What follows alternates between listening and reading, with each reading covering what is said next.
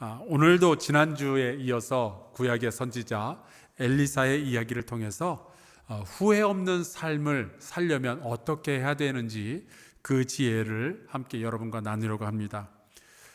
우리가 살다 보면은 실수할 수도 있고요, 또 실패할 때도 있죠. 하지만 절대로 후회스러운 인생을 살면 안 됩니다. 앞으로 우리가 몇 년을 더 살게 될지는 모르겠지만 내 삶이 다 해서 이제 주님의 부르심을 받게 될 때 참 잘 살았다, 후회 없이 살았다, 그런 고백을 해야죠.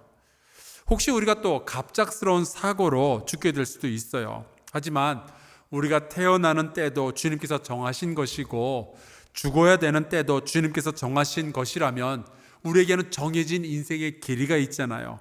그 길이 안에서 우리가 후회 없이 살아야죠.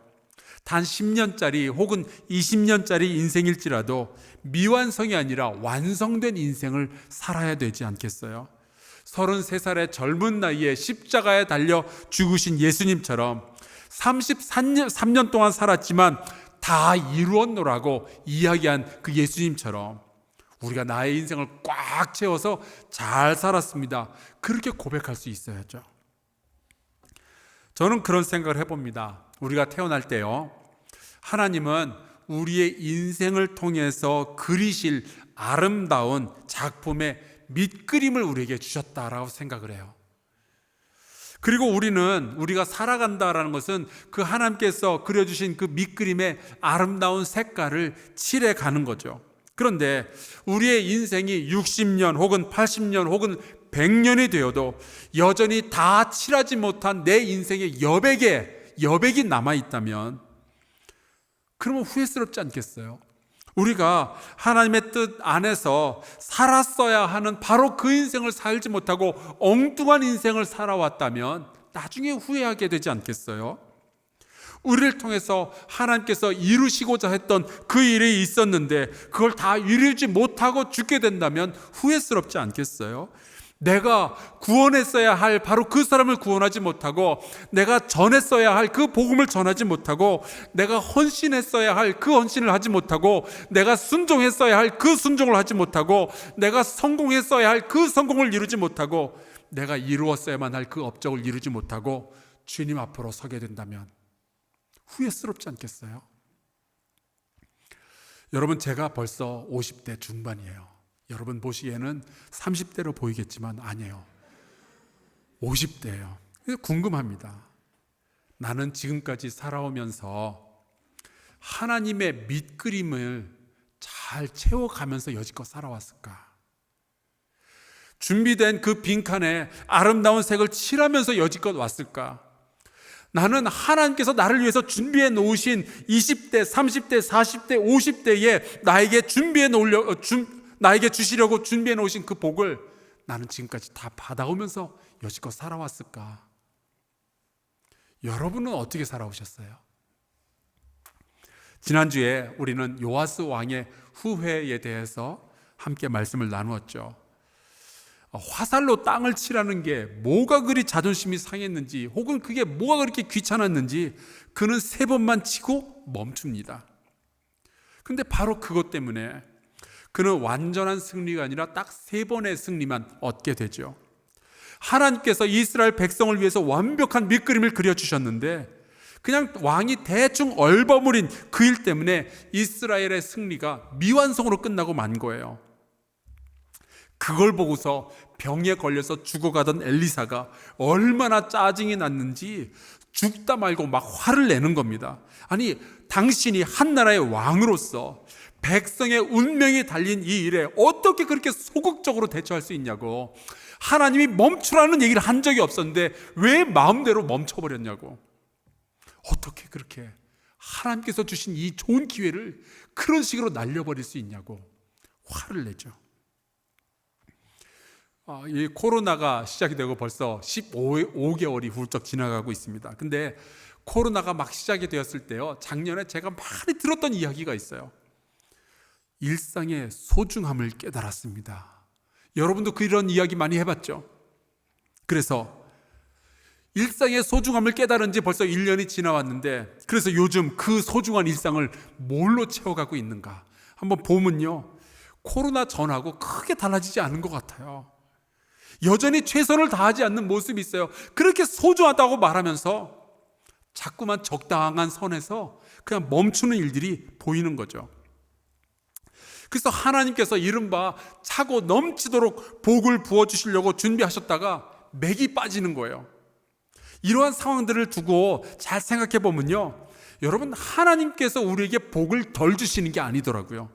정확히 말하면 우리가 덜 원하고 있는 거예요. 그냥 이쯤에서 멈추고 끝나는 거예요. 여러분, 제가 한번 이런 질문을 던져볼게요. 어떻게 될지 모르니까 중간에 멈추는 사람과 어떻게 될지 모르니까 끝까지 최선을 다하는 사람, 어느 쪽이 후회 없는 인생을 살게 될까요?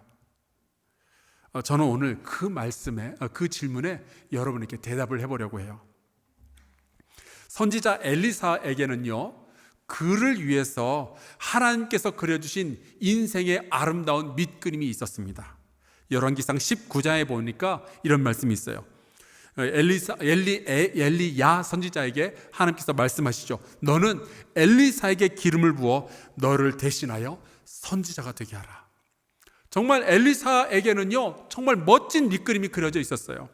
그래서 엘리사는 자기가 엘리야의 후계자로 지목된 그것을 알고 나서 자기가 여지껏 기르고 농사 짓는데 이용했던 소들, 그걸 잡고요, 자기가 사용하고 있었던 농기구를 다 불살라가지고 그 소를 삶아서 동네 잔치를 벌인 다음에 엘리야를 따라 나서죠. 자기의 과거에 여지껏 살아왔던 모든 삶 다 뒤로 내버려 두고 미래를 향해서 힘찬 행진을 시작한 거예요. 그런데 그 사건, 엘리사가 엘리야를 처음으로 만났던 그 일 이후로는 엘리사라는 이름이 사라져버려요. 열왕기상에 그 이후로는 한 번도 등장하지 않습니다. 그러다가 오늘 우리가 읽었던 열왕기하 2장에 와서야 다시 처음으로 나오는 거예요. 그런데 엘리사의 이름이 등장하자마자 상황이 굉장히 심각하고 급박하게 돌아갑니다. 오늘 말씀 1절에 보니까 이런 구절이 나와요. 여호와께서 회오리 바람으로 엘리야를 하늘로 올리고자 하실 때에 엘리야가 엘리사와 더불어 길갈에서 나가더니, 엘리야는요, 엘리사를 만난 이후로도 계속해서 위대한 선지자의 역할을 감당하고 있었어요. 못된 왕 아합 왕에게 막 도전하기도 하고, 그 부인 이세벨은 더 나쁜 여자였는데 그 이세벨 왕비의 비참한 죽음을 예언하기도 했어요. 또 말함으로 기적을 몇 번이나 일으키기도 하는 아주 대단한 선지자였습니다. 그런데 이 엘리야에 비하면 엘리사는 아직 아무것도 아닌 거예요. 아직 제대로 인정받은 후계자도 아니고, 무슨 인수인계를 받은 것도 아니고, 특별한 능력을 나타낸 적도 없고, 성경에 아예 이름도 나오지도 않고, 하나님의 말씀이 엘리사에게 임하지도 않은 거예요. 엘리사는 그냥 다른 여러 평범한 제자들 가운데 하나였을 뿐이에요. 그런데 어느 날 갑자기 엘리야가 하늘로 올라간다는 거예요. 엘리사는 아직 준비가 안 됐는데, 거기서 더 황당한 것은 엘리야가 이제 길갈에서 베델로 가는 길에 엘리사에게 이렇게 말하는 거예요. 너는 여기 그냥 길갈에 머물러 있어라. 이 상황에서 여러분이 엘리사라면은 어떻게 하시겠어요? 엘리사는 이렇게 말합니다. 열왕기하 2장 2절, 여호와께서 살아계심과 당신의 영혼이 살아있음을 두고 맹세하노니 내가 당신을 떠나지 아니하겠나이다. 그렇게 해서 엘리사는 엘리야와 함께 길갈을 떠나서 이제 베델까지 갑니다. 그런데 거기에 가서 보니까 엘리야의 또 다른 제자들이 있었어요. 그런데 그 베델에 있었던 또 다른 제자들이 엘리사를 보자마자 그에게 이렇게 말을 하는 거예요. 3절, 베델에 있는 선지자의 제자들이 엘리사에게로 나와 그에게 이르되 여호와께서 오늘 당신의 선생을 당신 머리 위로 데려가실 줄을 아시나이까. 이들이 무슨 얘기를 하는지 아세요? 현실을 직시하라는 거예요. 더 이상 당신 꿈꿀 필요가 없다고, 여지껏 따라다녔는데 다 이제 망하게 됐다고, 오늘 싹 올라가시면은 당신이 이제 끝이라고. 그러니까 더 노력할 필요도 없고 더 이상 엘리야를 따라다닐 필요도 없다는 거예요. 당신이 엘리야의 후계자가 되는 줄 알았는데 그러기엔 이미 너무 늦어버렸다는 거예요. 오늘 올라가시면은 당신이 이제 어떡하냐는 거죠. 그러니까 현실을 똑바로 바라보고 이제 당신 다른 계획을 세울 때가 됐다는 거예요. 아마도 농사 짓던 옛날에 그 밭으로 돌아가야 되지 않느냐. 이제 가서 소 다시 사고 농사기구 사서 농사 지을 준비해야 되는 거 아니냐는 거죠. 여러분, 가끔 보면요, 세상 사람들도 우리에게 똑같은 이야기를 해요. 당신 교회 다닌다면서, 당신 예수 믿는다면서, 근데 왜 성공 못하냐는 거예요. 하나님이 살아계신다면서 당신 왜 몸이 아프냐는 거예요. 하나님이 살아계신다면 왜 이렇게 어려운 일들이 당신에게 벌어지냐는 거예요. 하나님이 살아계시면 왜 사업이 이렇게 안 풀리냐는 거죠. 이렇게까지 일이 진행이 되고 이렇게까지 어려워졌는데 굳이 교회 계속 다녀야 될 이유가 뭐가 있냐는 거예요. 하나님 믿을 필요가 있냐는 거죠. 때로는 친구들로부터, 때로는 가족으로부터, 때로는 내 마음속 깊은 곳으로부터 그런 이야기들이 들려와요. 신앙을 포기하고 싶고요. 내가 지금 최선을 다한다는 게 무슨 의미가 있겠는가, 무슨 소용이 있겠는가 하는 그런 생각이 들 때도 있죠. 내가 더 기도해서 무슨 소용이 있겠으며, 내가 더 순종해서 무슨 소용이 있겠는가, 내가 주님의 나라를 위해서 헌신한다고 해서 뭐가 또 달라지겠는가, 그런 거예요. 사람들이 말하는 거죠. 현실을 보라고요. 그 말은 이제 포기할 때가 되지 않았느냐 하는 이야기예요. 자, 그래서 엘리사는 현실을 몰랐을까요? 아니에요. 그는 현실을 외면한 것이 아니었어요. 그가 이렇게 말하죠. 이르되 나도 또한 아노니 너희는 잠잠하라. 나도 지금 상황이 안 좋게 돌아가는 거 알고 있다. 그래서 너희는 포기하라고 말하느냐? 아니다. 나는 지금 상황이 이렇게 돌아가니까 그렇기 때문에 오히려 나는 끝까지 최선을 다하려고 한다.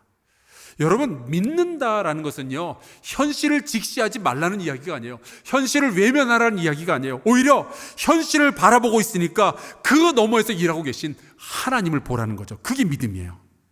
엘리사는 그러한 생각, 그러한 믿음을 가진 사람이었죠. 그런데 이러한 엘리사의 갸륵한 결단을 아는지 모르는지 엘리야 선지자가 서운하게 이렇게 말합니다. 4절, 엘리야가 그에게 이르되 엘리사야 청하건대 너는 여기 머물라. 여호와께서 나를 여리고로 보내시느니라. 여러분, 엘리야가 이 정도 두 번째 얘기를 했으면 엘리사가 그만 따라다녀도 누가 뭐라고 안 할 거예요. 이 포기할 만한 정당한 이유가 있잖아요. 엘리야가 그만두라고 했잖아요. 포기해도 누가 욕 안 할 거예요. 그런데 이번에도 엘리사는 그냥 자기 자리에 머물러 있지 않겠다라고 말합니다. 이렇게 했어요. 나는 엘리야 당신을 절대로 떠나지 않겠습니다. 당신을 끝까지 따라가겠습니다. 당신과 함께 하겠습니다. 그래서 엘리사는 엘리야를 따라서 이제 여리고까지 가게 됩니다. 그런데 거기서도 엘리야의 제자들을 또 만나게 되죠. 근데 이 제자들이 똑같은 이야기를 이 엘리사에게 하는 거예요. 2장 5절, 여리고에 있는 선지자의 제자들이 엘리사에게 나와 이르되 여호와께서 오늘 당신의 선생을 당신의 머리 위로 데려가실 줄을 아시나이까 하니 엘리사가 이르되 나도 안다. 너희는 잠잠하라. 이 여리고에 있는 제자들이 한 얘기는 이거예요. 당신이 엘리야의 후계자가 될 줄 알았는데 오늘 엘리야가 하늘로 올라가시면 당신은 오늘로부로 낙동강 오리알이 되겠군요. 그런 이야기예요. 근데 엘리사가 또다시 단호하게 이야기를 하죠. 나도 오늘이 마지막이 되는 것을 알고 있다. 나도 엘리야가 떠나고 나면은 내가 어떻게 될지 나도 모른다. 내가 그걸 모르는 것이 아니다. 하지만 어떻게 될지 모르니까 포기하는 것이 아니라 나는 어떻게 될지 모르니까 끝까지 가겠다. 그런데 거기서도 엘리야 선지자가 또 이야기를 하는 거예요. 여기에 머물라. 그때 엘리사도 또 똑같이 이야기를 합니다. 그가 이르되 여호와께서 살아계심과 당신의 영혼이 살아있음을 두고 맹세하노니 내가 당신을 떠나지 아니하겠느니라.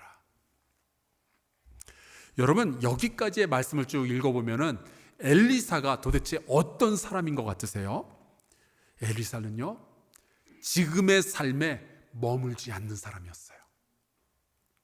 쉽게 포기하지 않고 자기가 가지고 있는 이 가능성의 끝을 확인하고 싶어하는 사람이었습니다. 내가 어디까지 갈 수 있을지, 하나님의 나를 위해서 무엇을 준비하고 계시는지 끝까지 알고 싶어하는 사람이었어요. 그래서 도전하고 시도하고 마지막 순간까지 힘을 내는 거예요. 그런데 오늘 말씀에 보면은 이 엘리사와는 다른 삶의 자세를 가진 사람들이 등장하죠. 7절, 선지자의 제자 50명이 가서 멀리 서서 바라보매. 제가 말씀을 읽다 보니까 갑자기 궁금해졌어요. 아니, 이 50명은 왜 엘리야를 따라가지 않았을까? 엘리야를 따라서 요단강을 왜 건너가지 않았을까? 그러고 보니까 베델에도 제자들이 있었잖아요. 다들 엘리야가 하늘로 승천한다는 거 다들 알고 있었잖아요. 그런데 왜 그들은 엘리야를 따라가지 않고 그냥 자기 동네에 머물러 있었을까요? 제가 그 이유는 잘 모르겠어요. 하지만 제가 확실히 아는 것 하나가 있는데, 이스라엘의 역사를 바꿨던 사람은 여리고 언덕에 남아서서 멀찌감치 바라보고 있었던 그 50명이 아니었어요. 제 생각이지만 이 50명은 나중에 후회했을 겁니다. 아니, 우리는 왜 그 사명의 그 역사의 현장에 뛰어들지 않고 멀리 서서 바라만 보고 있었을까? 우리 왜 그랬을까? 여러분, 그래서 이 엘리야의 행진, 엘리사의 행진 이야기는 어떻게 끝이 나게 될까요? 여러분이 혹시 그 스포츠나 이런 거 운동 경기를 보시다가 울컥해가지고 눈물이 나신 적이 있는지 모르겠는데, 저는 종종 그런 경험을 합니다. 근데 제가 기억나는 날이 있어요. 2018년, 2년 전이에요. 9월 11일. 제가 기억을 합니다. 왜냐하면 그날이 911이었거든요. 근데 정말 드라마 같은 야구 경기가 있었어요. 미국의 메이저리그라고 그 야구하는 데가 있죠. 거기에 우리나라 선수들이 많이 가 있는데 최지만 선수라고 있어요. 근데 이 최지만 선수의 팀이 템파베이라는 팀이고, 그때 클리블랜드 팀하고 이렇게 붙었는데 4대 5로 지고 있었습니다. 그런데 그 시합이 계속 하다가 9회 말 투아웃까지 간 거예요. 아, 이제 졌구나. 근데 투아웃 이후에 등장한 타자가 다름 아닌 우리나라의 최지만 선수였어요. 야, 이거 어떡하냐. 이 메이저리그가 어떤 데인지 아시잖아요. 너무나도 공도 빠르고 치기도 어렵고, 근데 최지만 선수가 나온 거죠. 야, 이거 어떡하나. 그런데 그날 최지만 선수가 나와서요, 역전의 투런 홈런을 치고 그 경기를 승리로 그냥 끝내버린 적이 있었어요. 제가 그 경기를 보고 있는데 너무 가슴이 벅차가지고 막 눈물이 나더라고요. 야, 각본 없는 드라마가 이런 거구나. 오늘 우리가 읽은 말씀 2장 9절에는요, 그 가슴 벅찬 이야기가 나옵니다. 열왕기하 2장 9절, 건너매 엘리야가 엘리사에게 이르되 나를 내게서 데려감을 당하기 전에 내가 내게 어떻게 할지를 구하라. 엘리사가 이르되 당신의 성령이 하시는 역사가 갑절이나 내게 있게 하소서 하는지라. 진작 얘기하지. 아니, 왜 이거를 끝까지 그렇게 숨기냔 말이죠. 근데 여러분, 엘리사를 보셔야 돼요. 엘리사는 가만히 앉아있다가 머물러 있으랜다고 머물러 있다가 기회를 날려버리는 사람이 아니었어요. 도전하고 끝까지 최선을 다한 사람이었죠. 여러분, 끝이 어떻게 될지 모른다고 중간에 멈춰버리면 어떡해요? 모르니까 그만둬야 됩니까? 아니면 모르니까 최선을 다해야 됩니까? 저는 여러분도 또 여러분의 자녀도 끝을 모를 때 최선을 다할 수 있기를 주 이름으로 축원합니다. 하나님께서 여러분을 위해서 어떤 드라마를 준비하고 계시는지 모르잖아요, 우리.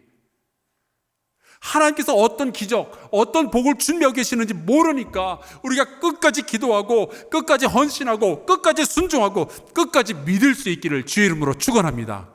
여러분, 우리 절대로 소망을 내려놓으면 안 돼요.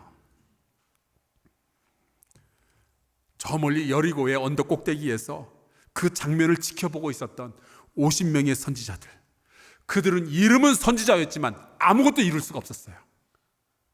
사실 그들도 살아가면서 언젠가는 이런 질문을 받아보고 싶지 않았겠어요? 내가 무엇을 원하냐? 내가 이루어 주리라. 그들도 이 엘리야, 스승 엘리야의 능력에 그 갑절을 받고 싶지 않았겠어요? 그런데 그들은 그냥 여리고에 남아 있었고, 그냥 베델에 남아 있었고, 그냥 길갈에 남아만 있는 거예요. 그냥 거기서 쳐다만 보고 있는 겁니다. 여러분, 제가 장담하건대 거기 남아 있었던 사람들은 다들 후회했을 거예요. 나는 왜 여기 서서 쳐다만 보고 있었을까? 나는 왜 엘리사처럼 그곳까지 쫓아가지 않았을까? 여러분, 엘리야와 이 엘리사의 이 마지막 장면은요, 엄밀히 말하면 각본 없는 드라마가 아니에요. 거기에는 각본이 있었어요. 하나님의 거룩한 각본이 있었어요. 그리고 엘리사는 그 각본대로 움직인 거죠. 끝까지 포기하지 않았고 최선을 다했고 결국 그 능력을 받게 됩니다. 그런데 그 각본대로 움직이지 않은 사람들이 있었으니 그들이 바로 여리고의 언덕에 남아서 구경하고 있었던 50명의 선지자들이었어요. 통계를 보니까요, 20년 전 2000년에 우리나라 대한민국의 출생아 숫자가 64만 명이었더라고요. 그런데 20년 작년에 통계해 보니까 출생아 숫자가 27만 명이에요. 반도 안 돼요. 그런데 왜 우리는 이러한 현실 앞에서 교육부 공간 리모델링을 시작하게 된 걸까요? 우리는 끝까지 최선을 다하는 교회이기 때문에 그렇습니다. 우리의 아이들을 포기할 수 없잖아요. 지금 세상이 이렇게 간다고 우리 다 손 놓을 수는 없잖아요. 주께서 기적을 이루실 것을 기대하는 교회이기 때문에 우리는 끝까지 최선을 다하게 되는 거예요. 여러분, 우리는 나중에 후회하는 교회가 되지 않을 거예요. 숫자가 적으니까 지금 더 열심히 해야죠. 지금 도전하고, 지금 준비하고, 지금 기도해야죠. 여러분, 우리 제자리에 머물러 있지 말고, 미래를 바라만 보고 있지 말고 중간에 포기하는 사람이 되지 않기를 주의 이름으로 축원합니다. 여러분, 중간에 포기하는 사람에게는 하나님의 드라마가 펼쳐지지 않아요. 하지만 도전하고 시도하고 기도하고 순종하고 따라가면 인생이 바뀌는 일들은 얼마든지 있죠. 마태복음 9장에 보면은 2명의 맹인이 예수님을 따라가면서 외칩니다.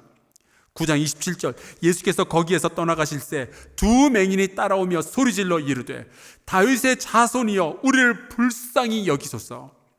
여러분, 앞을 보지 못하는 맹인이 2명이서 누군가의 뒤를 재빠르게 따라간다는 것, 여러분, 이게 쉬운 일이겠어요? 그리고 길거리에서 누군가의 이름을 소리쳐 부른다는 것이 쉬운 일이겠어요? 하지만 그들은요, 보지 못하는 현실에 그냥 머무른 것이 아니라 도전했죠. 그들은 최선을 다했어요. 그리고 그들의 인생이 바뀌었습니다. 마태복음 15장에 보면은 가나안 여자 하나가 예수님을 발견하고 그 예수님을 향해서 소리를 지릅니다. 가나안 여자 하나가 그 지경에 나와서 소리질러 이르되 주 다윗의 자손이여 나를 불쌍히 여기소서 내 딸이 흉악하게 귀신 들렸나이다.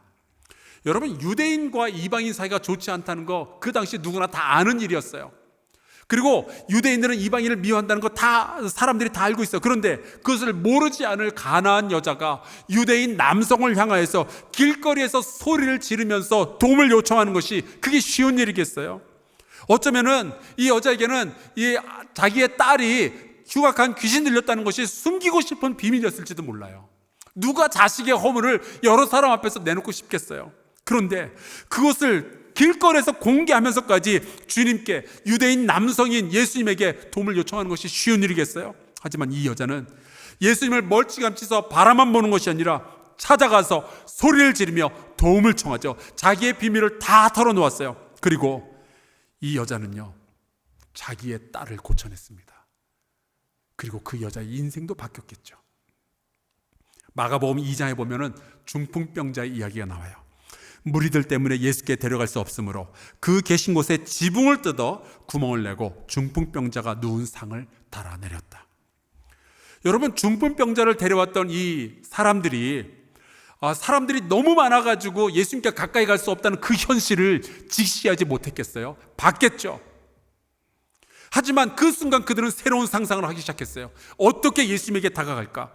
그래서 그들이 결정한 것이 예수님이 말씀을 전하시고 있는 그 건물의 지붕을 뜯어서 내리는 거였어요. 여러분, 그게 쉬운 일이겠어요? 그리고 중풍병자가 누워있는 그 상을 끈에 매달아서 예수님 앞에 내리는 것이 그게 쉬운 일이겠어요? 하지만 그들은 결과가 어떻게 될지 모르지만 최선을 다하는 사람들이었어요. 그렇게 그들은 중풍병자의 병을 고치죠. 그뿐이겠어요? 그 중풍병자를 달아내렸던 그 친구들의 인생도 다 바뀌었을 거예요. 마가복음 10장에 보면은 맹인 바디메오가 소리를 지릅니다. 많은 사람이 꾸짖어 잠잠하라 하되 그가 더욱 크게 소리질러 이르되 다윗의 자손이여 나를 불쌍히 여기소서. 많은 사람들이 꾸짖잖아요. 잠잠하라고, 그만 좀 두라고. 그런데 그가 더욱 크게 소리를 지르죠. 무슨 뜻이겠어요? 니들이 나 잠잠하라는 거예요. 나는 이 기회를 놓칠 수 없다는 거죠. 그리고 그는 그 인생을 바꾸게 됩니다. 누가복음 8장에 보면은 어떤 여인의 이야기가 나와 있어요. 이에 12해를 혈루증으로 앓는 중에 아무에게도 고침을 받지 못하던 여자가 예수의 뒤로 와서 그의 옷가에 손을 대니 혈루증이 즉시 그쳤더라. 여러분, 제가 지금 말씀드린 이 사람들의 공통점이 있어요. 이들과 엘리사의 공통점이 있어요. 그들은 지금의 상황에 그냥 머물러 있는 사람들이 아니었어요. 현실이 태산같이 막혀 있어도 그들은 그것을 뚫고 지나가려는 그러한 각오를 가진 사람들이었어요. 소리를 지르며 지붕을 뚫으며 몰래 예수님의 옷자락을 만져서라도 기적을 기대하며 최선을 다했던 사람들이에요. 만약 예수님이 지나간다는 그 이야기를 듣고서도 가만히 있었더라면, 사람들이 조용히 하라 그러니까 그때 입을 닫고 그냥 가만히 있었더라면, 그저 멀리서만 바라보고 예수님의 지나가는 발자국 소리만 들었더라면 아마 그들은 나중에 후회했겠죠. 그때 소리를 질렀어야 되는데, 그때 지붕을 뚫었어야 되는데, 내가 그때 그분의 옷자락이라도 만져봤어야 되는데.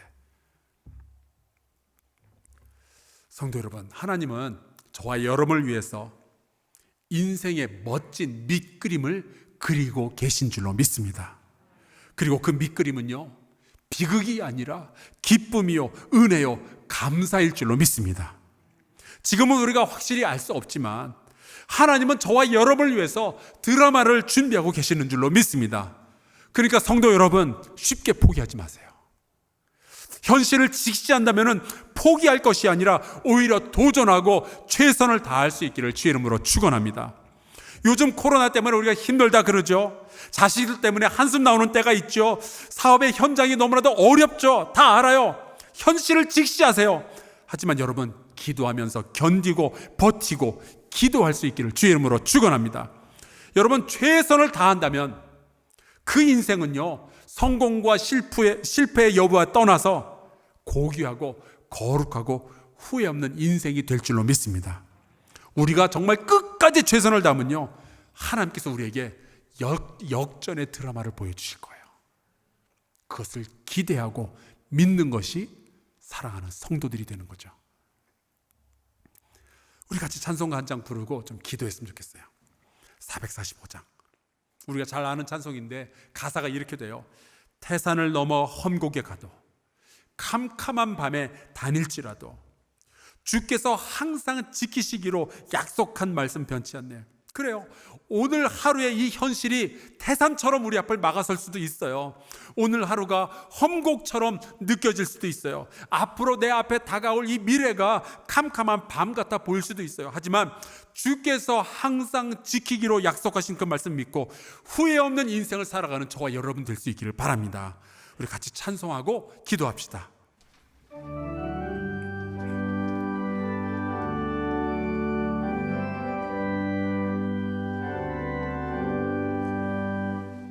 산을 넘어 험곡에 가도 빛닿은 대로 걸어가면 주께서 항상 지키시기로 약속한 말씀 변치 않네. 하늘의 영광 나의 맘속에 차고도 넘쳐 할렐루야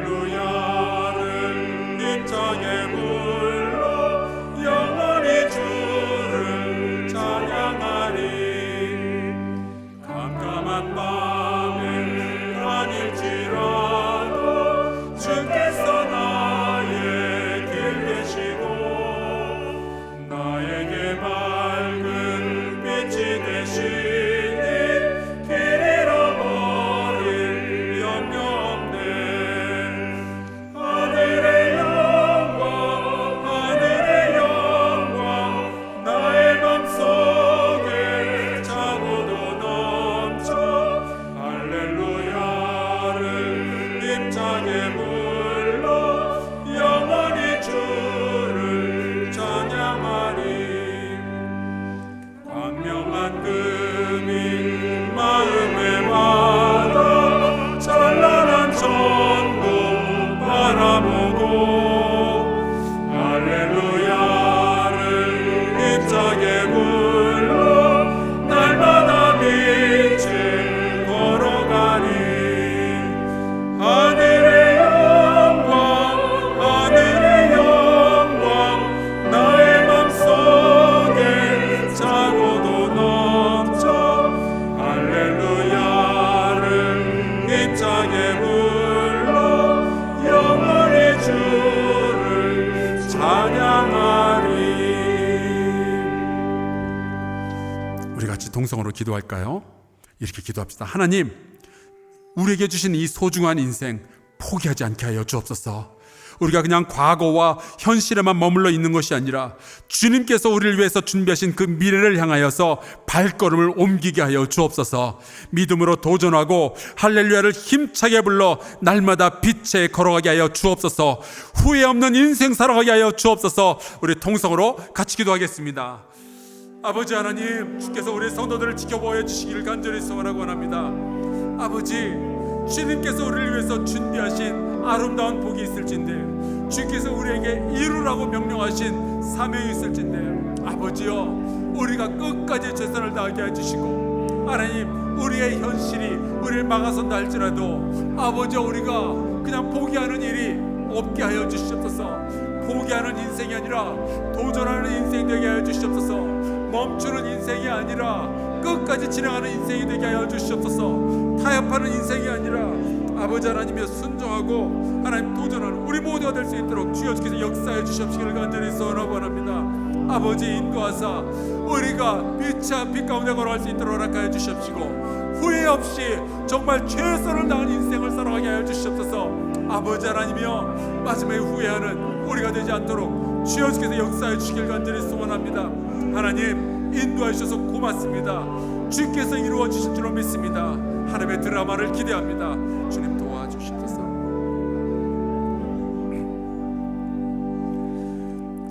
하나님 아버지, 우리의 인생을 위한 아름다운 계획을 세워주심을 감사합니다. 주의 그 계획을 이루며 살아가는 우리 성도들이 되게 하여 주시옵소서. 현실 속에서 머뭇거리다가 받아야 할 복을 차지하지 못하는 인생이 아니라, 바라만 보고 있다가 경험했어야 할 기적을 보지 못하는 인생이 아니라, 더 기도하고 더 기대하며 더 도전하고 더 순종하는 인생이 되게 하여 주옵소서.